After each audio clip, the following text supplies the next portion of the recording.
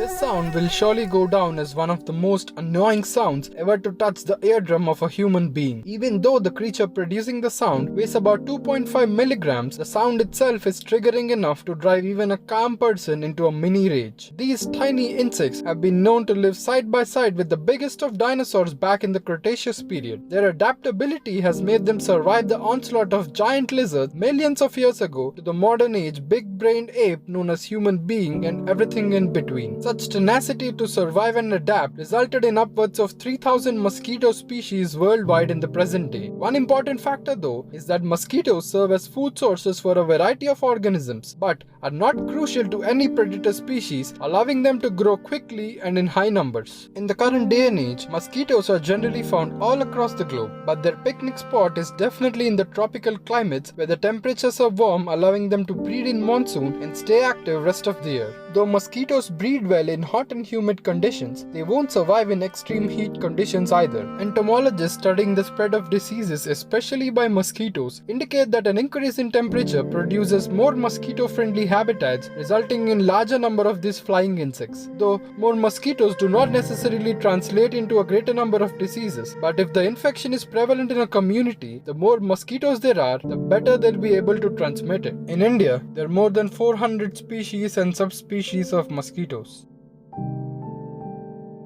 It is important to understand that the male mosquitoes do not bite humans or any other organisms. They feed on plant nectar and do not require blood. But on the other hand, it's only female mosquitoes that feed upon blood. Their appetite generally varies from anywhere between 1,000th of a milliliter to 100th of a milliliter. But interestingly, female mosquitoes feed upon blood only for proteins necessary to produce their eggs. It serves no nourishment function at all. In order to obtain energy, both male and female mosquitoes feed upon plant nectars, much in the same manner as honeybees. So it's not the male mosquitoes that are dangerous. In fact, they're in no way a threat to humans or any other creatures as they do not bite. It's the female mosquitoes that transmit diseases, thereby making them a risk to the human health. Wait a minute, if mosquitoes are highly effective in causing serious damage to large groups of people, theoretically, could they also be used as advanced bioweapons in modern warfare?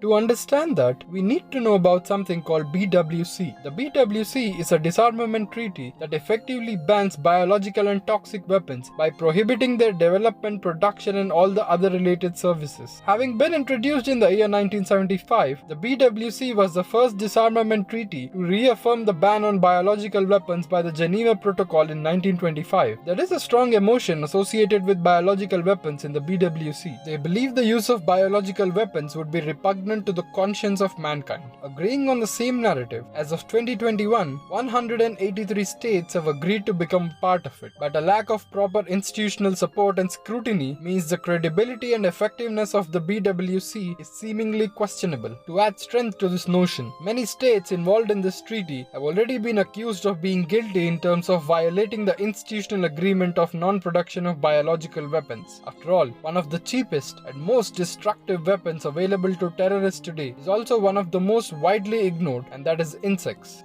According to a few historians, the Black Death in the 14th century killed a whopping 40 to 50% of European population back in the day, decimating population by high percentages all around the world was a result of bacteria spread through insects. These biological warfare agents are easy to sneak across borders, very efficient in reproducing quickly, and highly capable of spreading diseases. Not just to spread diseases, these agents could also affect the economy of a village, a town, or maybe even a city before countermeasures are implemented.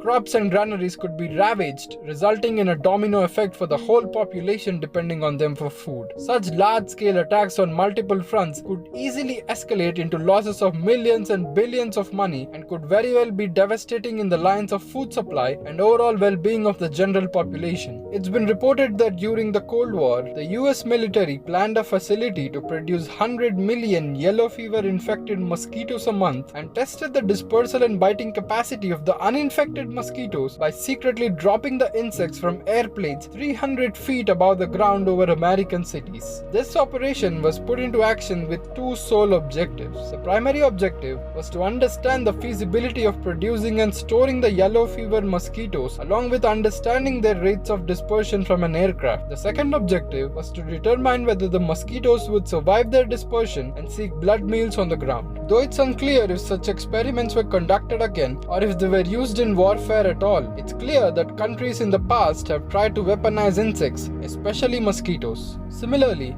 in another part of the world, the Nazis considered using mosquitoes as a biological weapon during the Second World War. Towards the end of the war, scientists conducted research into how malaria-infected mosquitoes could be kept alive for long enough to be released into the enemy territory. In January 1942, the leader of the SS, Heinrich Himmler, ordered an entomological institute with the official mission to find new remedies against diseases transmitted by lice and other insects, as German troops in the concentration camps were often plagued by typhoid. But subsequent news articles revealed that the institute also pursued research into biological warfare. In 1944, German scientists examined different kinds of mosquitoes for their lifespans in order to establish whether they could be kept alive long enough to be transported from a breeding lab to a drop-off point. At the end of the trials, the director of the institute recommended a particular type of Anopheles mosquito, a genus well known for its capacity to transmit malaria to humans. With Germany having signed up to the 1925 Geneva Protocol, Hitler had officially ruled out the use of biological and chemical weapons during the Second World War. Research into mosquito project had to be carried out in secret, though in the end, due to reasons not clear, the research proved of little value. It's clear that mosquitoes and other insects have been experimented upon to be used as living bioweapons capable of havoc and destruction across the enemy lines. But what's interesting is that in the modern era, weaponizing insects as living weapons can turn into a reality not just because of the advent of the scientific technologies, but also due to the rise in global temperatures.